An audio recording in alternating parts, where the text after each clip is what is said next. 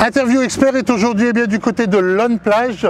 Eh bien oui, sur ce parcours si particulier, ce bac à sable de la région des Hauts-de-France. Et pour retrouver deux pilotes qui ont changé leur vie.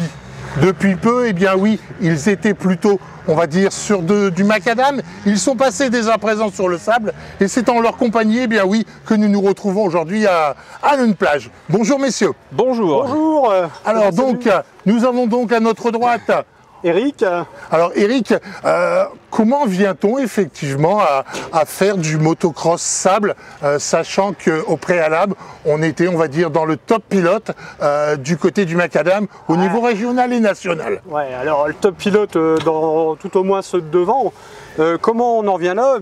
On se dit qu'on vieillit, on se dit que les couilles deviennent de plus en plus prohibitifs. Oui. Et puis il arrive un âge où, forcément on attend des petits pieds. Et donc moi c'est ce qui a fait que j'ai arrêté la piste complètement pour plus rien faire dans un premier temps. Oui. Donc mon premier fils est arrivé. Oui. Je suis resté un an sans rouler. Lorsque mon fils avait 1 an, j'ai repris la piste. Et puis je me suis aperçu que une fois sur la moto, je forçais pour essayer de avoir les mêmes chronos, les mêmes sensations. Et on force, et on fait n'importe quoi, on prend des risques. Et en prenant des risques, au bout d'un moment, on se dit maintenant, ça va, j'ai 2 petits pieds, donc on arrête. Du coup, j'ai la moto qui est restée au garage. Ah bah, voilà, voilà donc voilà le premier. Bonjour Louis, tu dis bonjour. Donc voilà, c'est Louis qui me fait arrêter la piste. On est resté 3 ans, mon Tony, 3 ans sans rien faire. 3 ans sans rien faire, et puis la vie a fait que... je te laisse raconter la suite.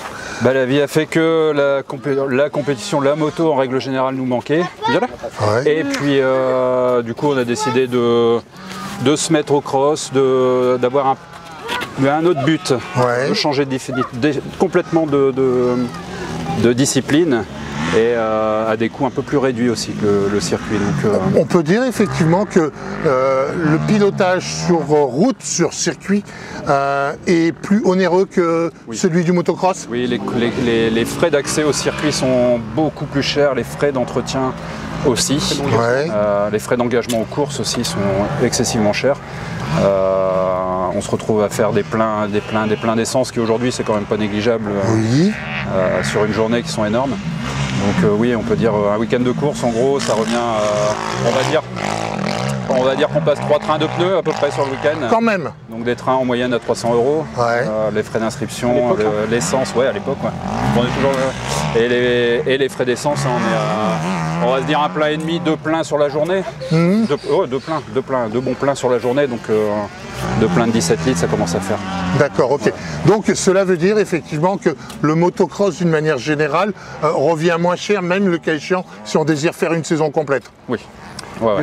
Et moins loin aussi, parce que les circuits le premier circuit dans la région, c'est où? C'était Croix-en-Ternois. D'accord. C'est quand même pas très loin en soi, mais relativement petit aussi.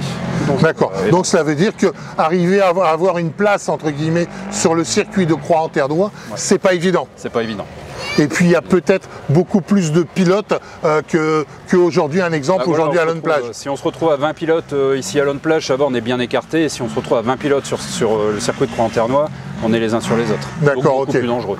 D'accord. Il ne faut pas oublier que derrière le motocross et derrière votre passion, il y a également quelque chose que vous aimeriez me parler. Ouais, alors on représente une association qui est ici. Oui. C'est l'association des petits doudous. Oui. Donc si tu veux, cette association a pour but d'améliorer le séjour des enfants hospitalisés et aussi des parents. D'accord. Donc ça passe par plein d'actions. Notamment le recyclage des déchets hospitaliers. Oui. Donc voilà, on revend tous les matériels qui sont plus utilisés et encore propres. Par exemple nos lames de laringot, on a un tas de choses. Et avec tous les fonds qu'on récupère, on les réinjecte pour améliorer l'hospitalisation des enfants et des parents. Et c'est recyclé dans la région? Alors c'est recyclé, ouais, tout à fait. Hein. Ça passe par des agences de recyclage un peu spécialisées, mais Oui. voilà, c'est une association qui est nationale et qui a plusieurs pôles dans les différents hôpitaux, quoi. L'objectif, dans un premier temps, c'est effectivement d'apporter un plus aux enfants qui sont hospitalisés. Tout à fait, ouais, tout à fait. Donc ça, par exemple, chez nous, ça passe lorsque les petits arrivent, ils ont un cadeau en arrivant au bloc opératoire qui est vraiment adapté à l'âge. Ça peut être un tas de choses, ouais, un tas de choses différentes, quoi. Et pourquoi vous êtes-vous mis dans cette association ? Eh ben, c'est parti de nos collègues qui ont monté ça, nos collègues qui ont monté ça, et puis dans le blog, on s'est dit tiens, c'est bien parce que ça nous fait recycler les déchets qu'on enfouissait au final. Donc là, ça nous permet d'avoir une gestion des déchets un petit peu plus vertueuse. Oui. Et en plus, avec les bénéfices de la revente de ces déchets, ça nous permet d'améliorer le confort des enfants hospitalisés notamment. L'objectif à long terme, effectivement, pour cette association, c'est de rester effectivement et de pouvoir apporter davantage, ou est-ce qu'on envisage autre chose ? Ah, alors là, je ne suis pas dans tout est envisageable. Tout est envisageable. Après, j'ai pas de... Le recyclage reste effectivement une première marche. Tout à fait, ouais, tout à fait. Et ce qui est bien, c'est qu'on a étendu ça d'un service qui était le bloc opératoire à tout l'hôpital. Ouais. On a eu l'aval de notre direction sur le cham de Rendu-Flier, et vraiment maintenant, on traite beaucoup mieux les déchets qu'ils étaient avant, quoi. Sachant que ce n'est pas uniquement que pour la région des Hauts-de-France et Rendu-Flier, mais ça reste effectivement une association qui a un but national. Tout à fait, tout à fait. Je vous invite à aller voir le site des petits doudous. Les petits doudous. Les petits doudous, voilà. Exactement, ils sont là. D'accord. Ok.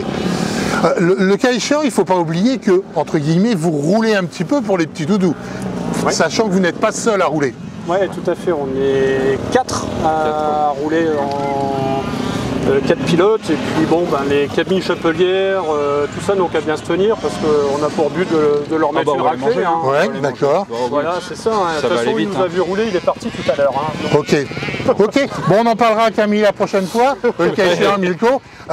Votre objectif aujourd'hui, après avoir fait de la route, c'est effectivement le motocross. Lone Plage, c'est la prochaine compétition. Vous l'envisagez ?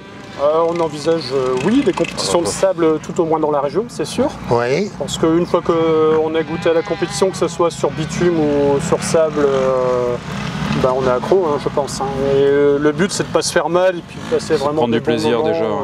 Prendre du plaisir, déjà passer entre des bons moments. copains, et puis après avec les enfants, et vivre ça pleinement tous ensemble, quoi. Ok. Vous pouvez nous redonner l'adresse des petits doudous ? Alors, c'est lespetitsdoudous.org.